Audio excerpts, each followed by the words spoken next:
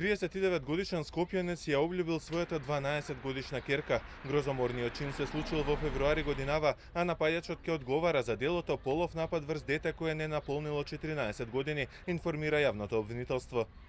Обвинетиот во напуштен објект позади прифатниот центар за бездомници Ранка Милановиќ во Скопје извршил полови дејствија врз дете на возраст од 12 години. Тој жртвата и наоколу негово вонбрачно дете со кое живеел во иста семејна заедница ја зел во возило со изговор дека ќе ја носи во училиште, но ја однел во напуштениот објект каде ја принудил на полови дејствија. Обвинетиот е во притвор бидејќи, како што соопшти обвинителството, постои опасност од бегство и страф од повторување на делото.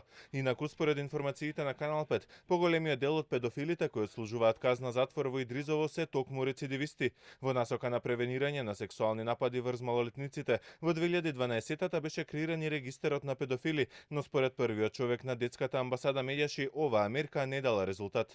Регистарот уште кога беше воспоставен, ние имавме мислење дека нема да го реши проблемот. Од повеќе аспекти, едно е што треба да биде во функција на институции кои работат со деца, да знаат кои се потенцијални педофили и опасност за децата, а од друга страна и да не се жигосува цело семејство на осудениот педофил се додека служува казна затвор. Но тоа е само една алатка.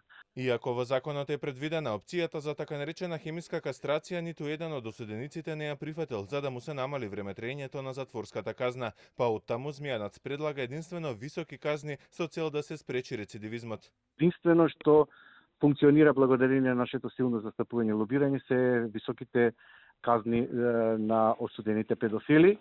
И сметаме дека за секој рецидивизам, значи повторно нагласувам дека треба да се доследи доживотна казна затвор. Значи првата казна нека биде минимум 12 години, а веќе второ кривично дело, за жал ако не се покажат успешни овие методи на медикаментно-фармакološka терапија, да биде доживотна казна затвор.